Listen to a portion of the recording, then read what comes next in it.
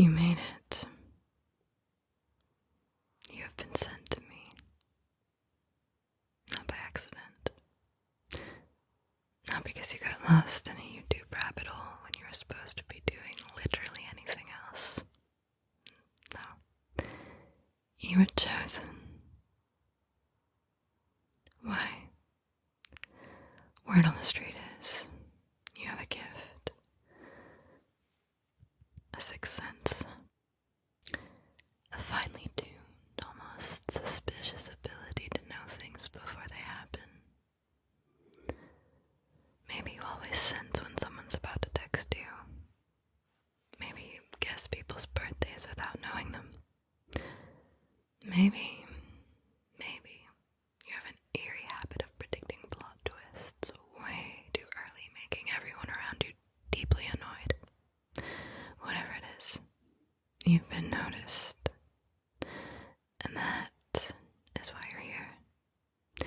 Because only those with true intuition make it to the final boss round. And surprise, it's me. I am the final boss. I am your last test. Your final ascent.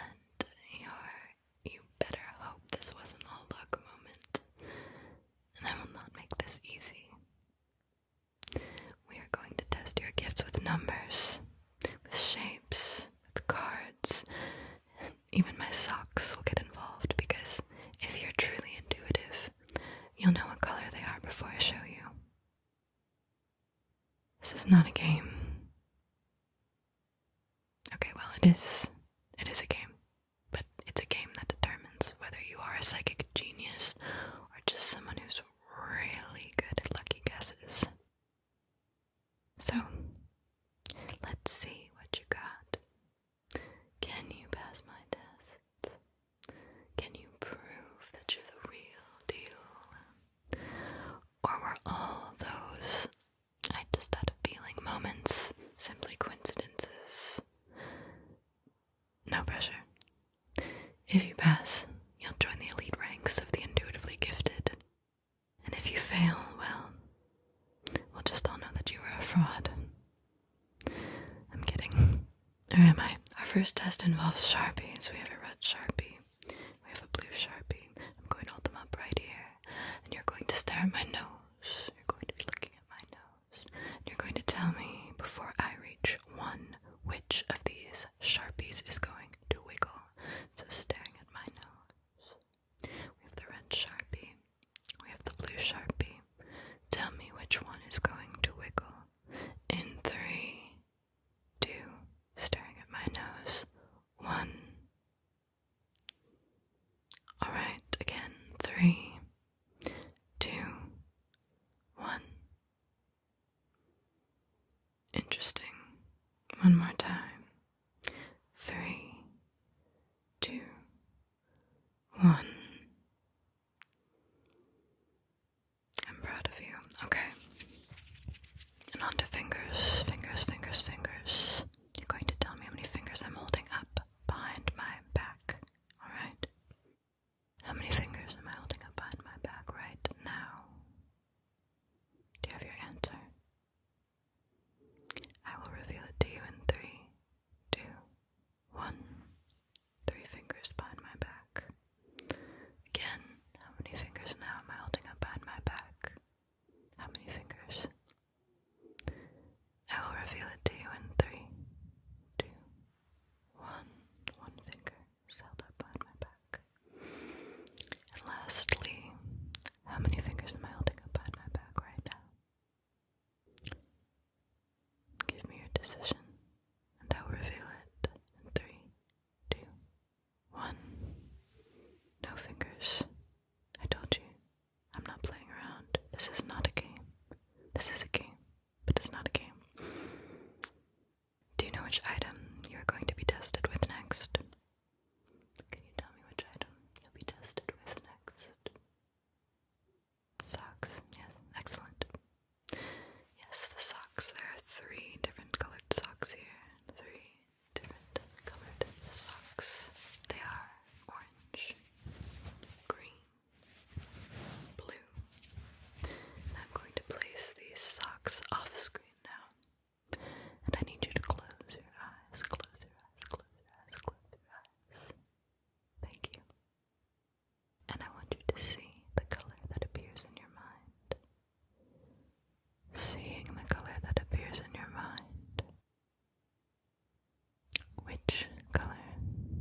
appears in your mind. Which is it?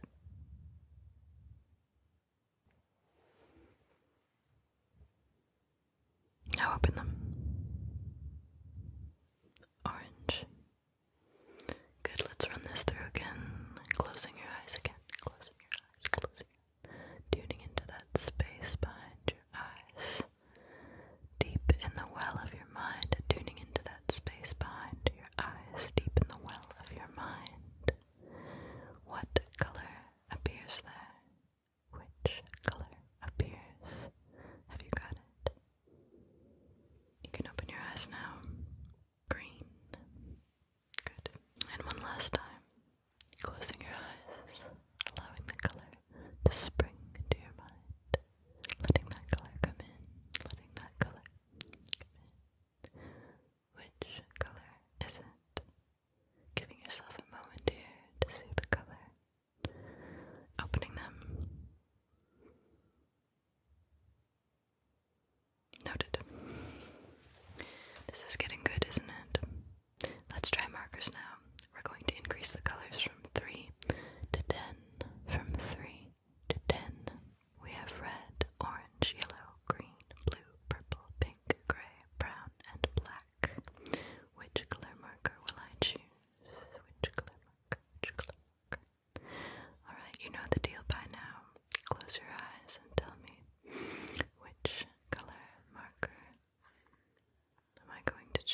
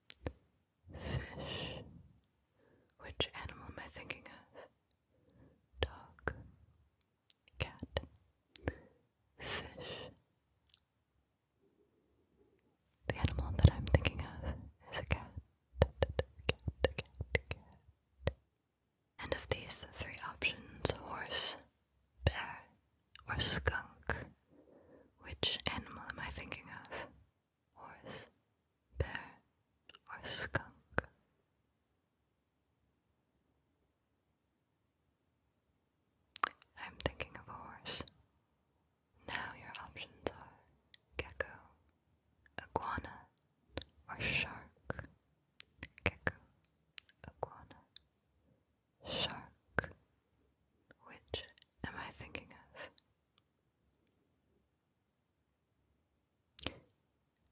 The answer is I'm thinking of a shark. And finally, falcon, pelican, or peacock. Falcon, pelican, peacock. What am I thinking of? The answer is peacock. Peacock. Very intriguing, isn't it? Let's move now into numbers. I'm thinking of a number between 1 and 10. A number between 1 and 10. 1 and 10. And I'm sending it to you now. I'm sending this number to you right now.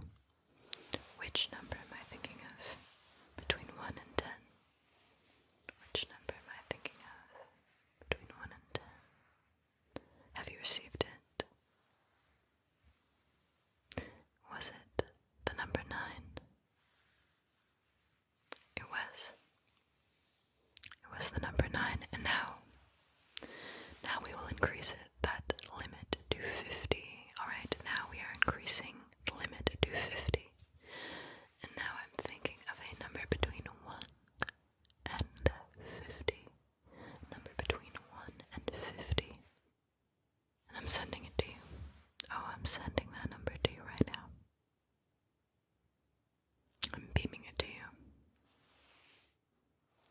Do you have it? The number is 27. Alright. Not so fast. Now I'm thinking of a number between 1 and 333. Between 1 and 333. Which is it? Which number is it? Between 1 and 333. I'm pinging it to you right now. I'm pinging that number to you right now. What number am I thinking of between 1 and 333? It is 222. The number was 222. You've outdone yourself. How about with cards? Can you intuit the playing cards? Can you intuit the playing cards? Connecting with the deck. Connecting with this deck. Which card will be next in the deck? Connecting with it and telling me in 3, 2, 1.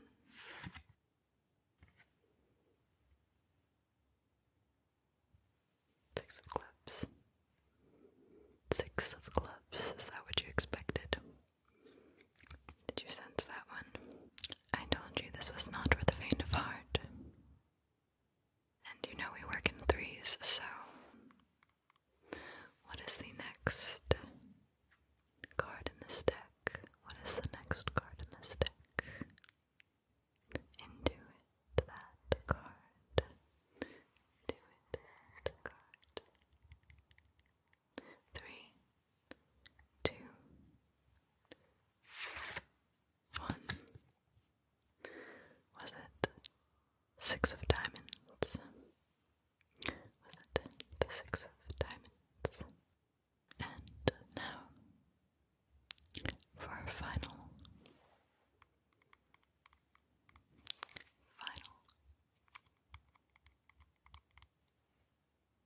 card. Intuiting what the final card will be. Intuiting what the final card will be. Letting it come to you. Letting it come to you.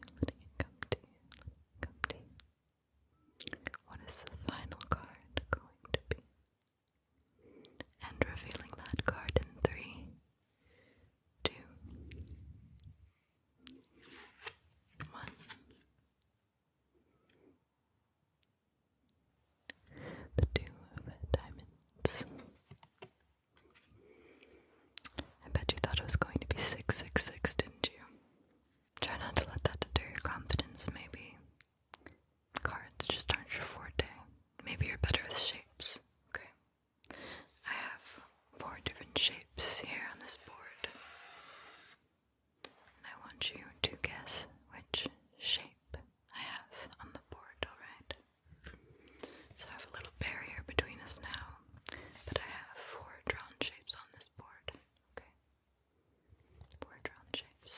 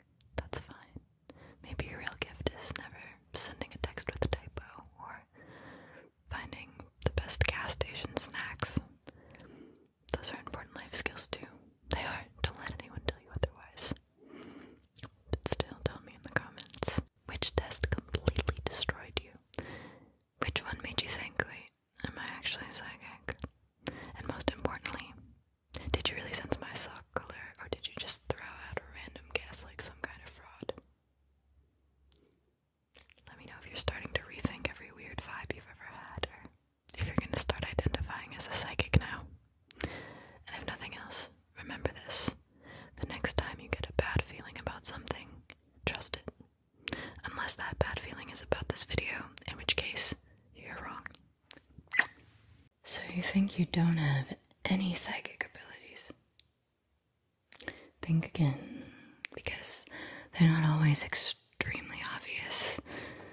My guess, you do have a little sixth sense. Little sixth sense at least. And you just ignore it like it's a red flag you're not ready to deal with. But once you start tuning in, it can be powerful. And the best part, if you do have a secret psychic power tucked in your back pocket, you can strengthen it, use it, work it. Whether that means connecting with people on a deeper level or making choices that feel freakishly aligned, or just knowing what to do next, you can get in touch with it and you can trust it. There are so many different psychic powers, so many psychic talents. Truly, it's not a blanket strength. That's why we have this test today, so that you can discover which of the psychic categories you score the highest in. I'm talking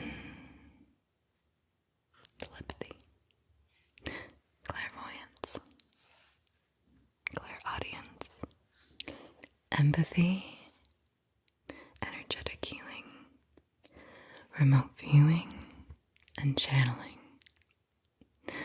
I'm going to share certain statements related to each of these areas with you, and then you're going to rate them. After the test is over, I will break down each of these abilities, how they show up in your daily life, not just in horror films, and how you can develop it so that it can actually help you in your day-to-day. Here's how the test works. We have 7 rounds. We have 10 statements per round. And after each statement, I need you to rate how much you disagree or agree with it on a scale of 1 to 5. 1 means you strongly disagree with the statement. 2, you disagree. 3 is neutral. 4 means you agree. And 5, you strongly agree. Don't overthink it. Seriously, please. I want your first instinct, the gut response. Just receive the statement, feel it in your bones, and then pick a number from 1 to 5. That's it. That's all you have to do. And I will be your psychic secretary. I've got my pencil ready, and I will be circling your answers. But please remember, if you want to know where your psychic powers are the strongest, you're going to need to grab a pen and paper, or your phone, anything to keep track of your score, so that you can add it up at the end and know where you excel. I will let you know when one round ends and the other begins, so that it's much easier to follow along, okay? An important note before we begin, this is not a lab coat approved psychic test, so don't get too serious with this, okay? This is to relax,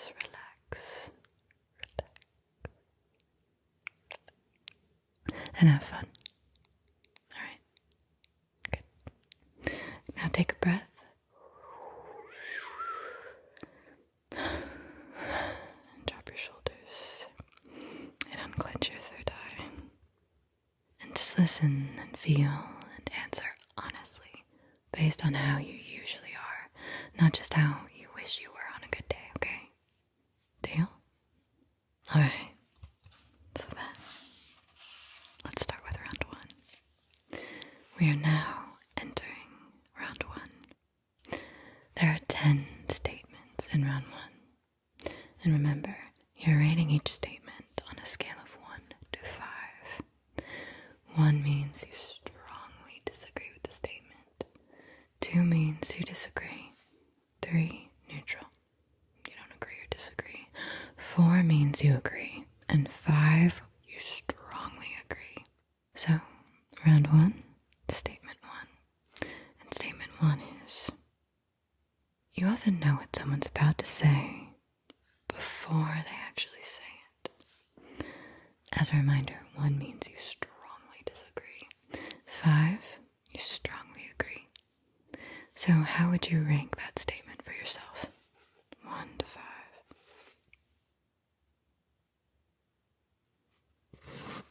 Thank you. Statement 2. You've caught yourself finishing other people's sentences because you already knew where their thoughts were going. Remember, answer quickly with your first instinct. Okay. Statement 3.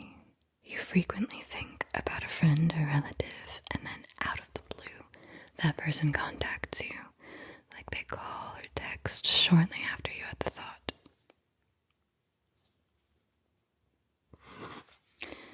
Statement 4. You and a close friend or partner sometimes say the exact same words at the same time, as if your minds are in sync.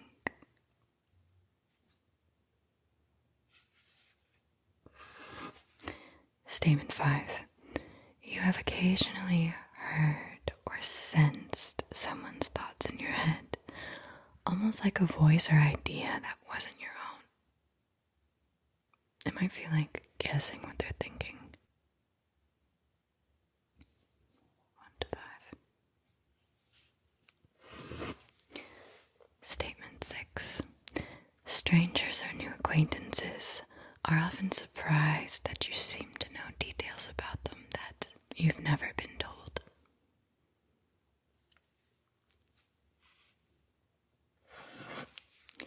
Statement 7.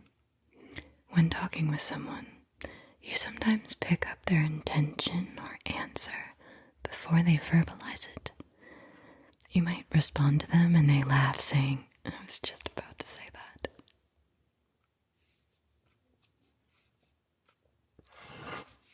Statement 8. You can sense if a loved one far away is in distress or very happy. You get a strong feeling or thought impression about them without any clues. What do you think? 1 to 5. Statement 9. You and your best friend or a sibling, partner, often communicate with just a look or a thought. It's like you hardly need words to understand each other.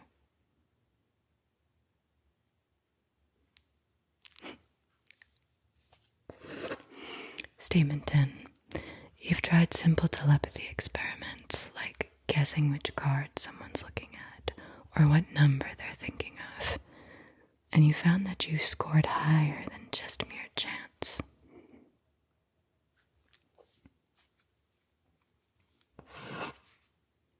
And that is the end of round 1. We are now ending round 1. So take a moment to add up the numbers you had for round 1, okay? You're going to be adding 10 total numbers together.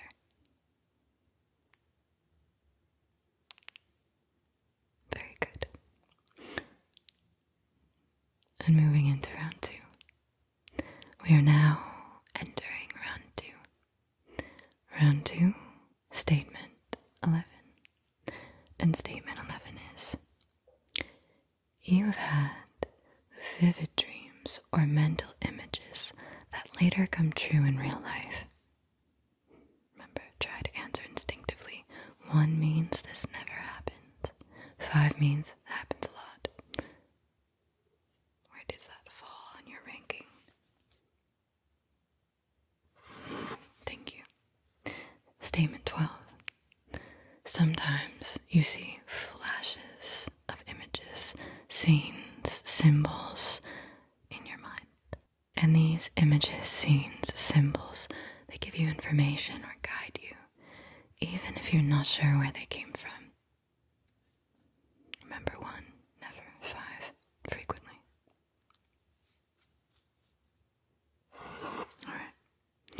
Statement 13.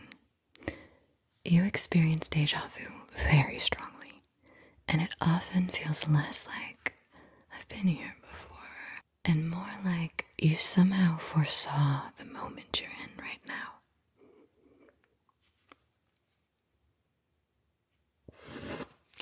Statement 14. You've seen things that others couldn't see, like shadows, lights, even apparitions, and it made you feel like you were perceiving something beyond the physical.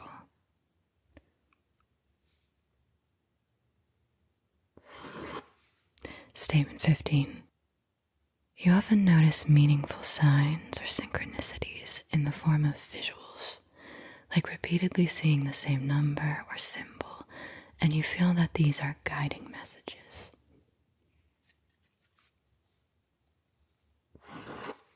Statement 16. You can easily visualize places or people you've never actually seen, and you've later found real-world details that matched your mental image.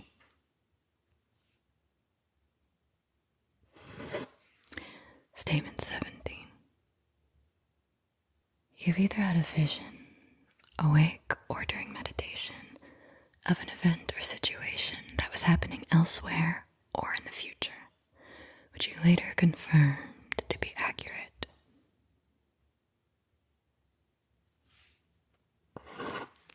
Statement 18. People might call you a daydreamer, but you've noticed that elements of your daydreams sometimes manifest in real life unexpectedly.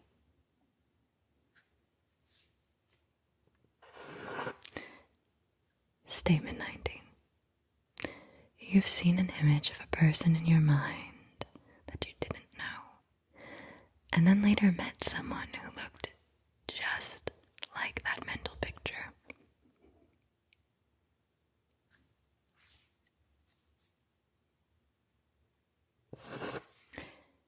Statement 20. You feel that you can sometimes see or sense auras, which are subtle colors or light around people or animals.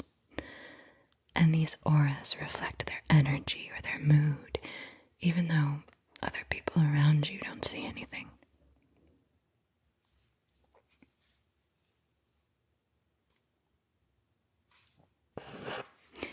And that is the end of round 20.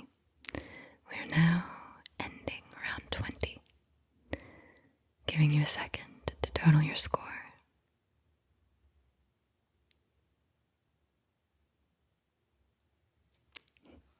And entering round 3.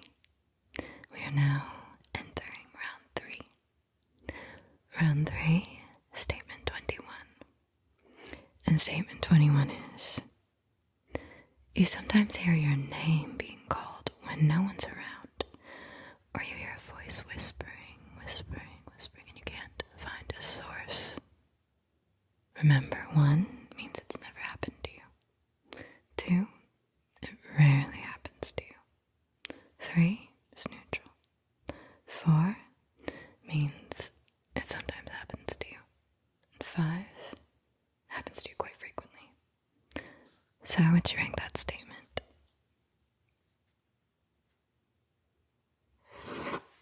Statement 22.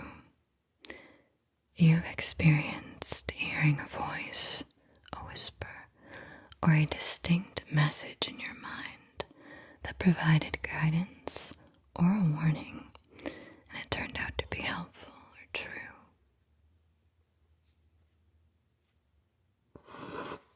Statement 23.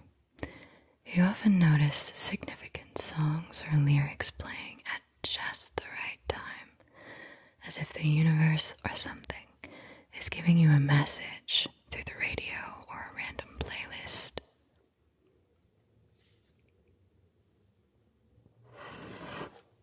Statement 24. You have had the experience of a sound, like a buzzing, ringing, or a chime in your ear occur at a meaningful moment, and you felt that it signaled confirmation or a spiritual presence beyond tinnitus or some medical cause of ringing.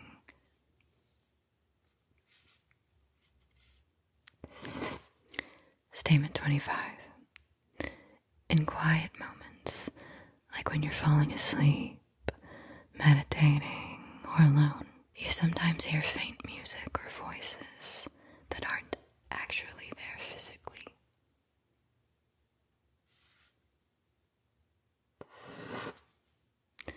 Statement 26. You've been told you have great intuition or wisdom, and honestly, sometimes it feels like the insights you speak don't entirely come from you. It's as if you were relaying a message you heard in your mind.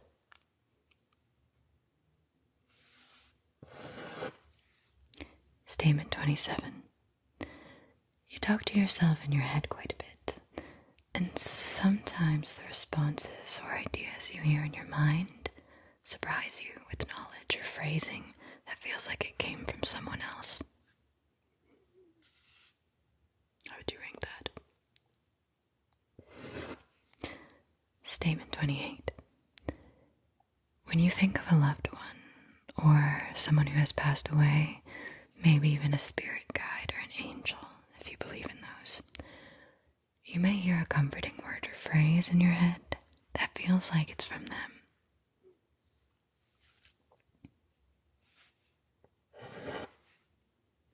Statement 29. You occasionally wake up from sleep because you thought that you heard a loud voice or sound, but no one and nothing physical caused it.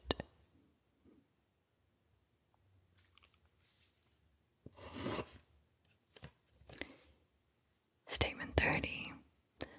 Certain words or numbers will pop into your head randomly, and they end up being meaningful. Like, you keep hearing the word Mexico in your mind, and then your friend invites you on a trip to Mexico. It's just a very simple example.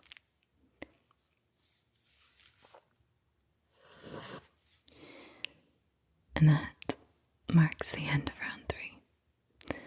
We are now ending round 3. So taking a second here to add up your total for round 3 before entering round 4.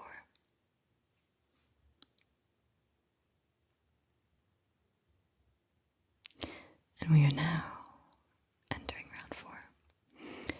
Round 4, statement 31.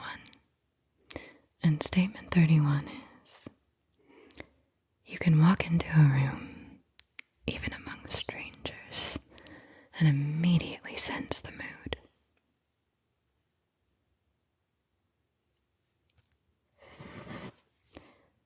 Statement 32. Being in crowded places like a busy mall or a big party can overwhelm you because you start feeling a lot of emotional energies that aren't necessarily your own.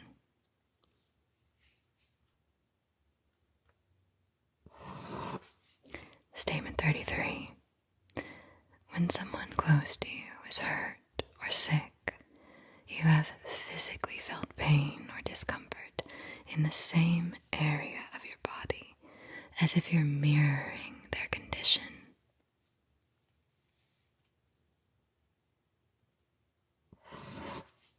Statement 34. You often experience other people's emotions as if they were your own. For instance, a friend is sad and you suddenly feel that sadness very deeply too, even if you were in a good mood before.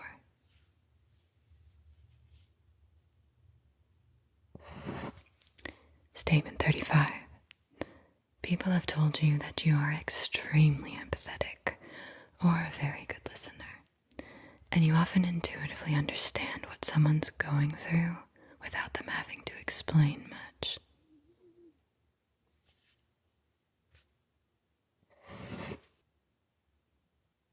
Statement 36. You get strong gut feelings about people you meet. You might instantly trust someone or feel a bad energy for no obvious reason, and you later discover your initial instinct was spot on.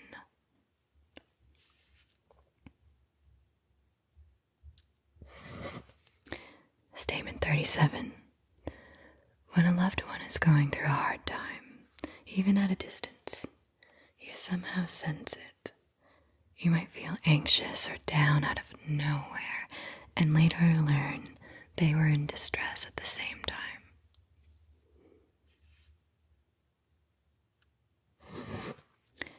Statement 38. You have felt an unseen presence, like getting goosebumps or a cold sensation, in a location, which made you sense that something beyond the ordinary or significant had happened there.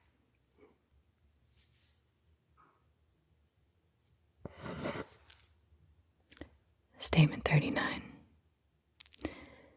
You can often tell if someone is lying to you or holding something back because you feel a weird shift inside. Something just feels off in your body when you're around them.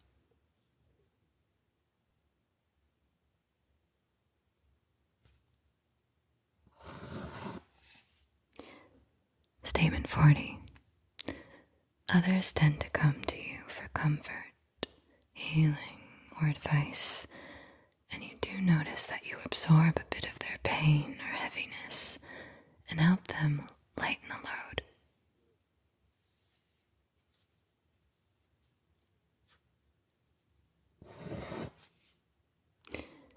And that is the end of round 4. We are now ending round 4. So adding the numbers you had up for round 4.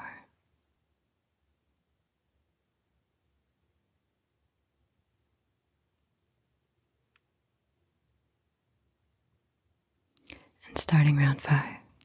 We are now starting round 5.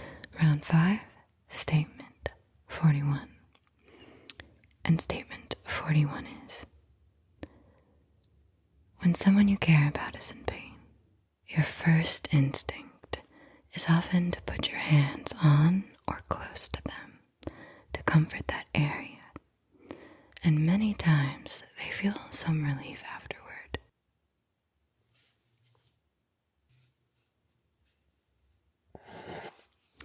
Statement 42. Animals and young children tend to calm down or fall asleep in your arms.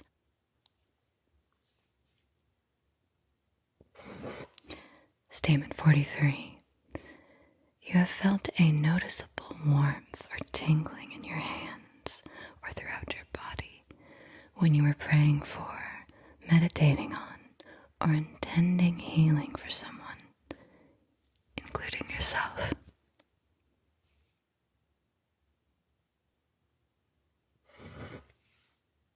Statement 44.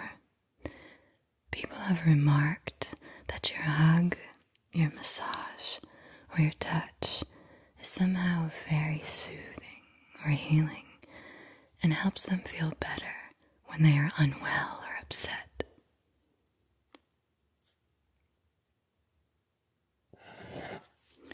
Statement 45. You strongly believe in holistic healing, and you are drawn to practices like Reiki, acupuncture, herbal medicine, or chakra balancing.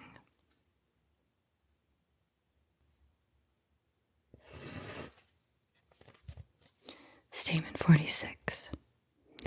You've experienced doing a healing visualization or a prayer for someone's ailment, and you later learned that they improved quickly, beyond what you or they expected.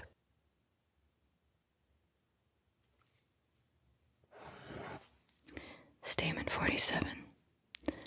At times, you can almost feel an energy field around people. For example, when you move your hands near someone without touching them, you can feel heat or tingles or a sense of resistance or pressure in the space around them.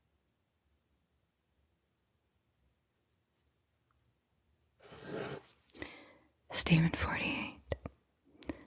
When you are feeling sick or low, you often use techniques like meditation, energy exercises, or positive thinking to heal yourself.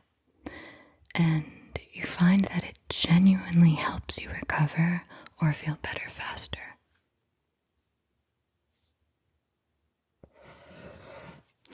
Statement 49. You are the person people turn to in a crisis because you have a naturally comforting presence. and you've noticed you can absorb or alleviate some of their pain.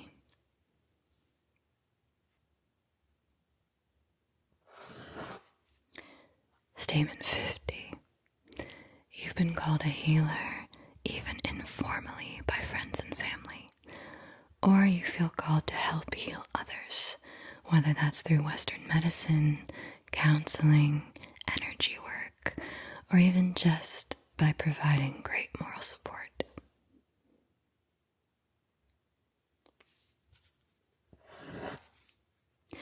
And that marks the end of round 5. We are now ending round 5. So totaling up the number that you had for round 5.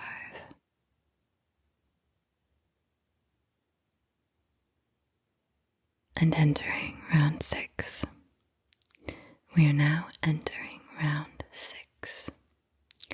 Round 6, statement 51. And statement 51 is, you have had at least one out-of-body experience. For example, feeling like you are floating above your body, or viewing your surroundings from outside of yourself while you are asleep or during a near-death experience.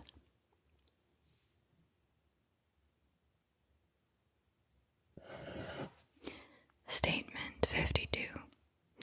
In your dreams or meditations, you sometimes feel like you're flying or traveling to real places beyond your immediate surroundings. And these experiences are extremely vivid and lifelike.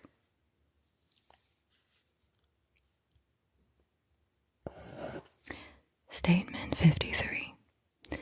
You have unexpectedly received a mental image of a distant place or event, somewhere you were not physically present, and you later confirmed that what you saw in your mind was accurate.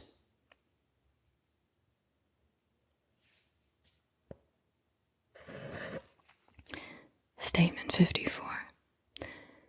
You have successfully described or sketched a location or object that you had never seen with your own eyes.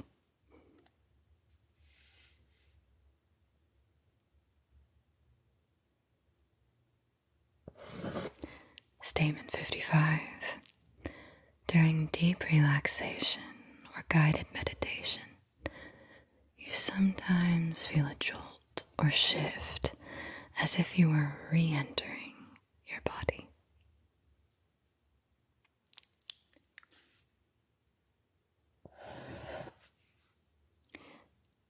Statement 56. You feel a strong connection or familiarity with certain places you've never been, almost as if part of you already knows the location on another level.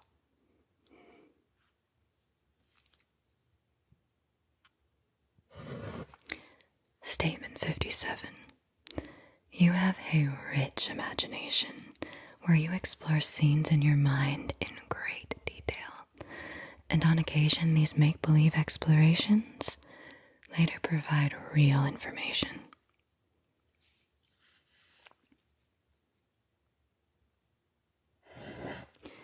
Statement 58. You have awakened from sleep with a sensation of falling or snapping back into your body.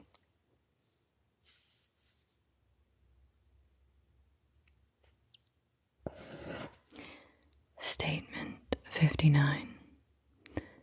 You are open to the idea that consciousness can exist independent of the physical senses.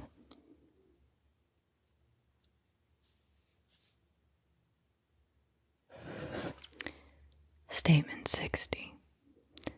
You felt your mind travel or extend beyond your body in ways that gave you a new perspective or information you could not have had normally.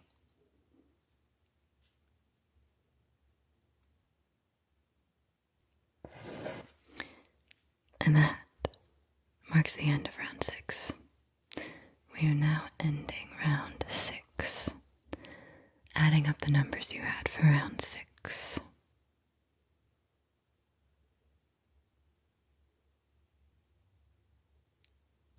and entering round 7. We are now entering round 7.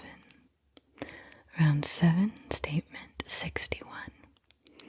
And statement 61 is, you have felt the presence of a deceased loved one or even an unknown spirit nearby. For example, sensing that someone was with you when you were alone in a way that felt comforting or unmistakable.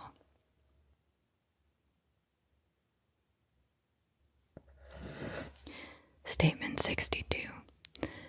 You sometimes receive inner messages that feel like they're from someone who has died or are from a spirit guide. It's as if a thought or phrase pops into your mind in the tone of that person, giving you guidance or a message.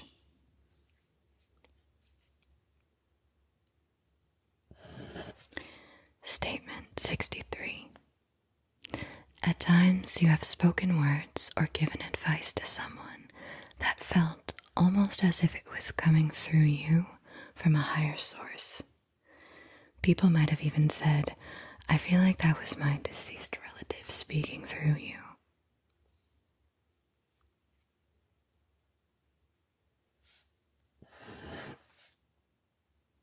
Statement 64.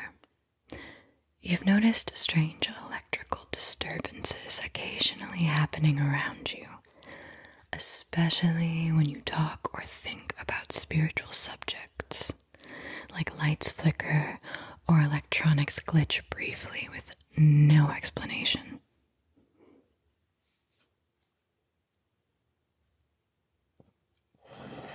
Statement 65. You have participated in activities to contact spirits, like seances, Ouija board, automatic writing, or you feel naturally drawn to the idea of communicating with the spirit world.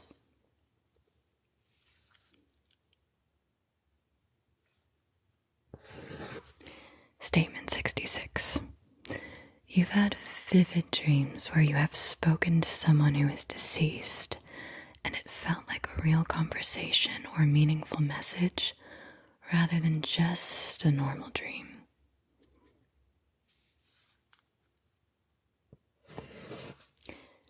Statement 67. There are moments where your mindset shifts and you feel a little bit like you're in a trance.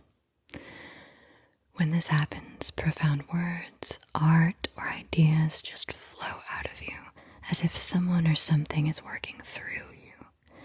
For example, maybe you write things down and you later wonder, where did that come from?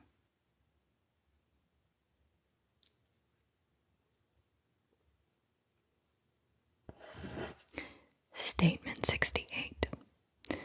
You have felt compelled to say or deliver a message to someone that you didn't fully understand.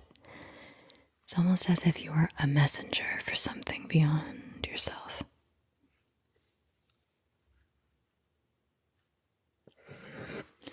Statement 69.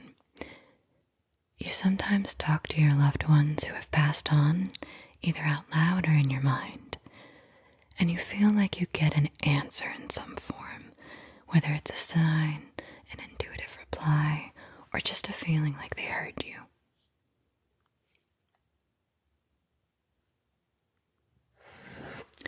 Statement 70.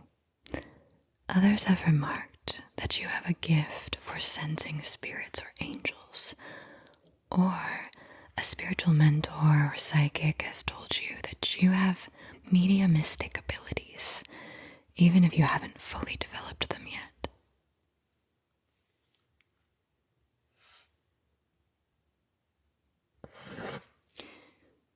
And that marks the end of round 7. We are now ending round 7, and that was the final round of the test. You have now completed the entire psychic abilities test. Fantastic job staying with it. I hope it was really interesting to reflect on each round. And you should have 7 total scores, 1 for each round, and a maximum of 35 points per round. So, do you have your 7 scores? as we go through them, here's how you can interpret the number that you have. If you scored between 10 and 17, the ability is likely not dominant or inherent for you. At least not yet. But that's also okay because everyone has different gifts. If you scored between 18 and 34, you occasionally dip into this ability, and you may have the potential to develop it with further practice. I wouldn't say it's strong, but it exists within you.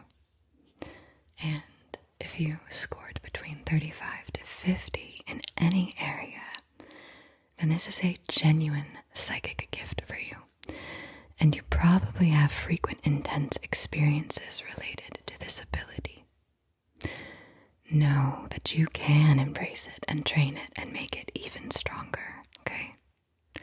But please remember that a lower score, it doesn't mean that you can't have that ability. It just means it's not as prominent right now. And a high score is a huge invitation to explore it. Alright? So, let's move through each category one by one. I'll share what each round represents, how it's received by society or not. I'll also give historical and current examples of the ability in action. And plus, we're going to cover how you can develop and harness it so that it can have a positive impact on your daily life. Alright, so we're going to start with round one. Round one was for telepathy.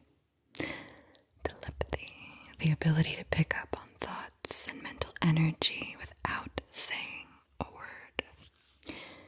If you scored high here, chances are you've had those moments where you just knew. You thought of someone and they reached out to you. You finished someone's sentence for them. You answered the question before it was even asked. We've all brushed up against this in some form at some point, right? But for natural telepaths, it's a lifestyle.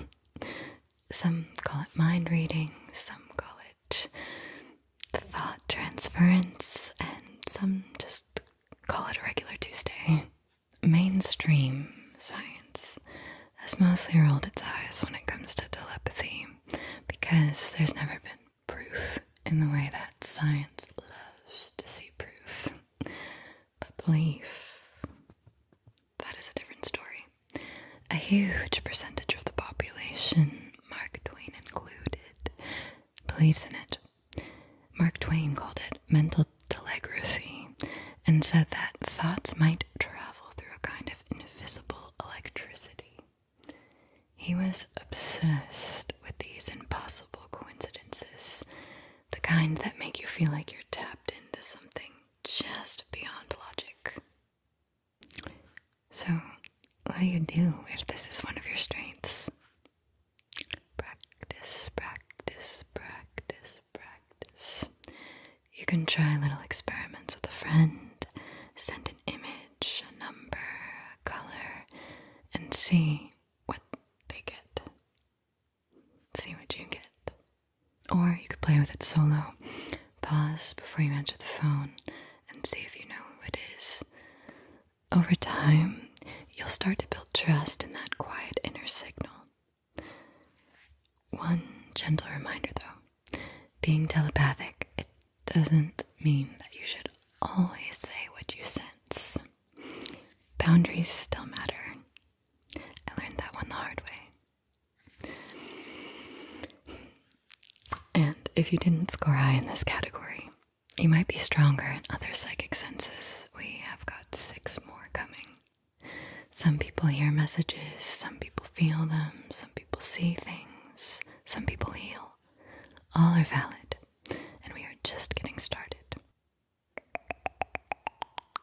Round 2 was all about clairvoyance, which literally means clear seeing in French. If you scored high here, your intuition likely shows up in pictures. You might get mental images, vivid dreams, symbolic flashes, or sudden visions that end up being less hallucinating and more like your inner world has a private screening room, and the trailers are sometimes for events that haven't happened yet. Clairvoyants often daydream things that play out later, or they notice visual signs that seem to guide them. You might randomly picture someone and then run into them, or you imagine a solution to a problem without knowing where it came from, but it works. Now, skeptics usually chalk clairvoyance up to coincidence, memory quirks, or good old imagination.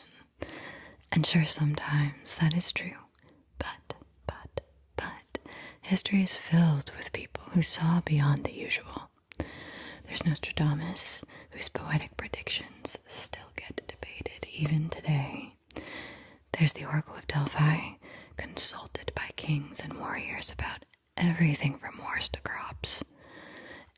Even the US government took this seriously, and they funded a Cold War project called Stargate to test psychic spies who could visualize hidden targets. The results were mixed, but there were some striking hits, and the fact that this program even existed says a lot. If this is one of your strengths, start a journal. Track what you see. Meditate on your third eye. Visualize simple objects or places before visiting them and see what lines up. The more you trust the images, the clearer they become. Clairvoyance is a quiet muscle, but when you use it, it sharpens. Round 3 was all about clairaudience, or psychic hearing. If you scored high here, you might get information as sound, a voice in your head, a lyric at the exact right moment, a word that shows up again and again like the universe is trying to get your attention. Sometimes clairaudience is subtle, like an idea that lands in your mind, fully formed. Other times, it's almost physical, hearing a name called when no one's there, or a whisper just before you fall asleep. Some people hear bells, knocks, even music that no one hears. It's not spooky, it's intuitive hearing turned up. Of course, hearing voices can feel complicated. In psychology, it is often associated with mental illness, but history is full of people who trusted what they heard. Joan of Arc heard voices from saints, and she led an army. Mozart said entire compositions came to him as if dictated from somewhere else. You could call it imagination or inspiration or something more universal tuning in. If this ability resonates with you, treat it with care and curiosity. Meditation and stillness can really help amplify it. So does asking a question silently and then listening for what answers show up inside your head or from the world around you. Sometimes clairaudience speaks through a stranger or friend saying the exact sentence or phrase needed. You should keep a journal of the things that resonate with you, because over time, you'll start recognizing the difference between ordinary thoughts and the ones that are specifically meant for you in mind. And one important note, true clairaudience is never harsh or harmful. If what you hear is loving, calm, or helpful, that's guidance. But if it's cruel or negative or harmful, that is not psychic guidance, and it's worth reaching out to someone for support. Round 4 was all about clairsentience, or clear feeling. If you scored high here, you're the one who walks into a room and immediately senses the vibe. You feel other people's emotions as if they're your own. Sometimes you can even feel their physical pain too. You don't need an explanation from anyone. You just know.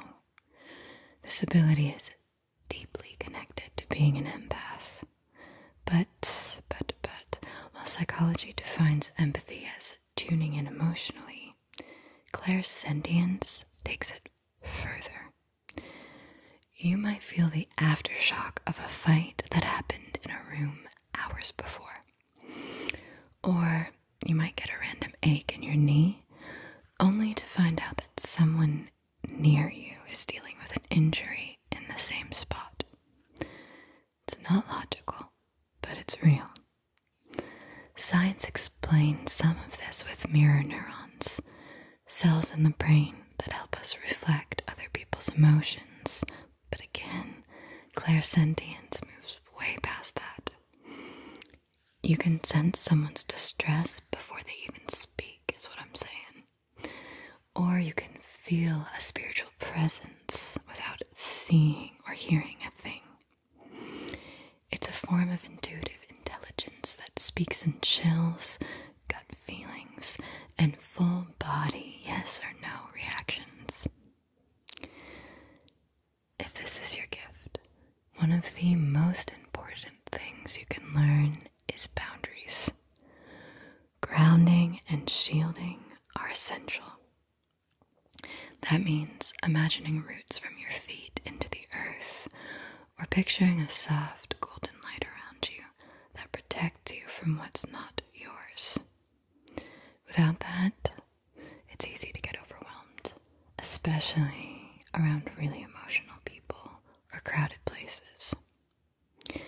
And in daily life, you've got to trust your instincts. If something feels off, it probably is. If a decision lights you up, roll with it. Your body is fluent in messages that your brain just hasn't caught up to yet. And remember, your sensitivity is not a weakness, it's a compass. Round 5 represented energy healing, the ability to shift or soothe someone's body, mind, or spirit using intention, presence, or touch. If you scored high, you likely have a calming effect on people without even trying. You walk into a room and the energy softens. Babies stop crying, friends exhale. Even pets might gravitate toward you and fall asleep in your lap. Energy healing isn't always dramatic. Sometimes it looks like resting your hand on someone's shoulder and watching their tension melt. It could also be praying or sending good energy, visualizing light flowing into someone who's sick and then noticing that they feel better afterward. Many healers are also self-healers, recovering from illness or burnout faster than expected just through their mindset or quiet focus. You might find yourself drawn to holistic health or massage or yoga, plant medicine, even just holding space for people when they're unraveling. That too is a form of healing. Culturally, energy healing has been around forever, from the laying on the hands in religious traditions to ancient practices like Qigong and Reiki. Nearly every part of the world has its own version.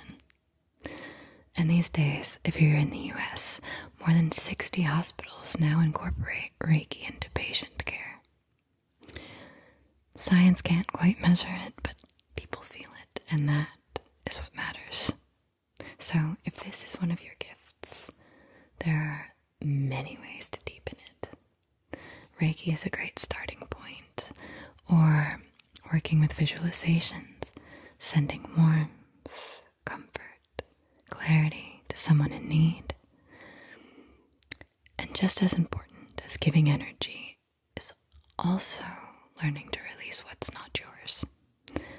After helping people, ground yourself. Shake off what you've absorbed. Take time in nature. Protect your peace.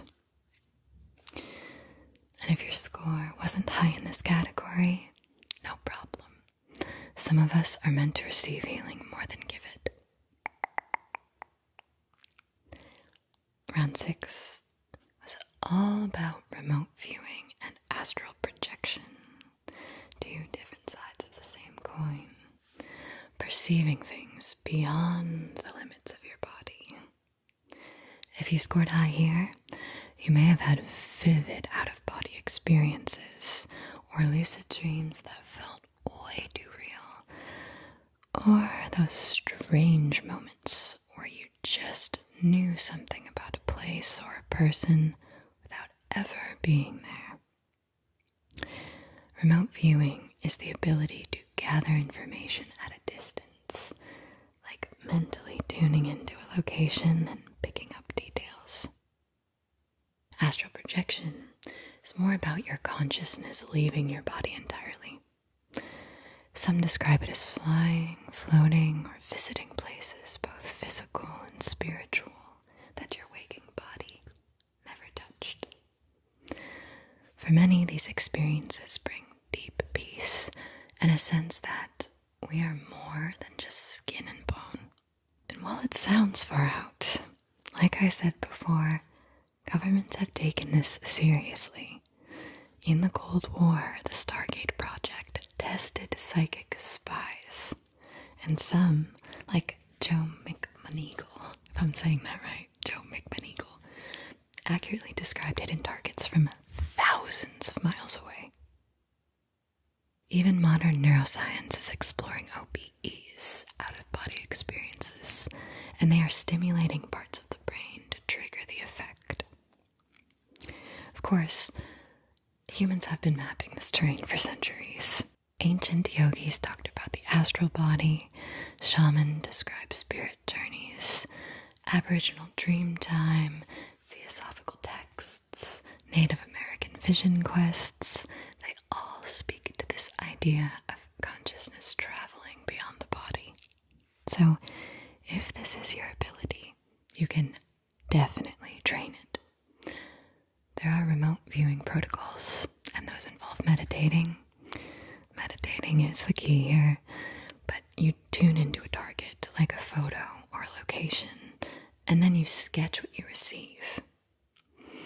There are also resources and groups that practice controlled remote viewing, so you can put your skills to the test with them. But start simple. Have a friend hide an object and see what you pick up.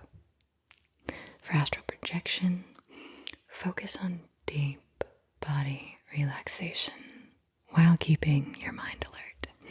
I did a Yoga Nidra video and that's a great start. But when you do this, many report a buzzing or a floating sensation right before leaving their body. The Monroe Institute also offers sound-based training tools like HemiSync, which I have done quite a bit, and that can guide you into the right state too. But no matter how you approach it, stay grounded. Set an intention and protect your energy. And go very gently, because the first time you leave your body, it can be intense.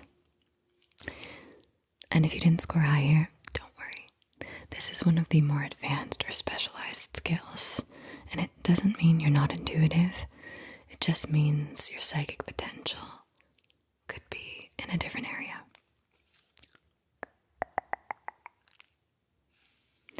Our seventh and final round was mediumship, the ability to connect with spirits, guides, higher realms of consciousness. And if you scored high here, you may have had moments where you felt that someone was with you, even when you were alone. Or maybe just inspiration flowed through you, like it came from somewhere else entirely. That's the channeling side of this gift, when something wise or beautiful just pours out of you that you didn't fully feel was even you. Mediums bridge the worlds. They might pick up on messages from loved ones who have passed on, or they could even sense a spirit's presence, or channel guidance from angels, ancestors, or even universal consciousness. Some do it in a trance, others just get subtle nudges or sudden clarity. You don't have to hear voices or see ghosts to be a medium. You might just know something or feel emotional shifts that aren't your own. The history of mediumship is dramatic and a little bit messy.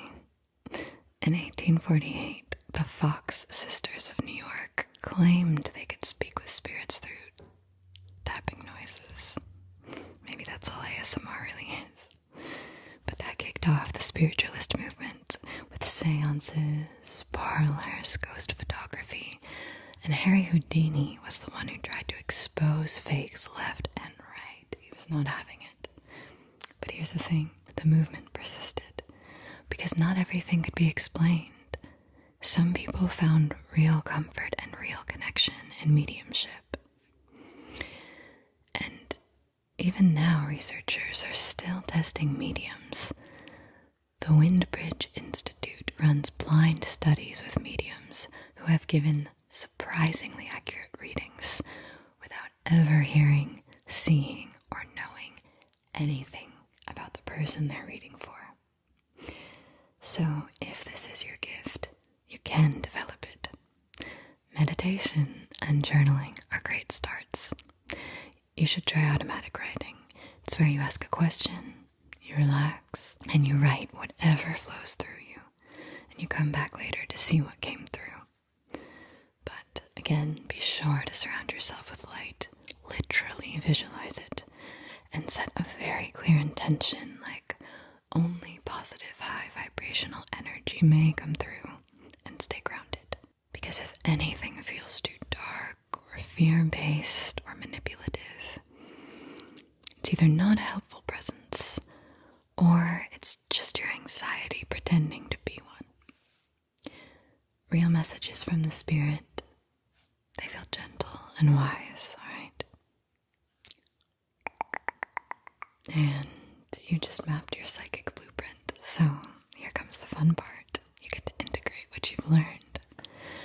The psychic gifts are actually not about being special, although you are very special, but they're more about being in tune with yourself and also connecting to others on a deeper level and sensing the world behind the world. And trust me, you've already got the signal. We are all born with a psychic starter kit. Some of us are just more inclined to open it and take a look at what's inside. But your results, maybe they confirmed what you suspected. Or I hope they totally surprised you. Either way, it gave you a good glimpse into your unique psychic profile. There's no good or bad score here, too. Remember that. This isn't a Hogwarts house sorting. You might be an incredible energy healer and never see a single vision, or be wildly telepathic, but never once talk to a spirit. That's the beauty of it all. Your intuitive expression is yours alone. And yes, these abilities can grow. They're muscles. The more you tune in, the clearer the signal gets. But if there is one thing I cannot stress enough, stay grounded. The most powerful psychics have one foot in the cosmos and one foot planted firmly on the earth. So don't lose your center. And keep a sense of humor about you. It's not that serious. That'll help you stay grounded too. And if someone doesn't get your psychic gifts or your curiosity for the other planes, you're in very good company. Because throughout history, there have always been skeptics and there have always been seers, and they sit at the same table. Your intuition does not need anyone's permission to exist. So, thank you so much for taking this journey with me. And please, please make sure to share your strongest psychic abilities. And if you've had any eerie, strange coincidences, wild dreams, those synchronicities, you know I want the tea. I live for that. I really do. I love hearing about that stuff. So please make sure to let me know, and we can just start a communal confessional of our psychic experiences.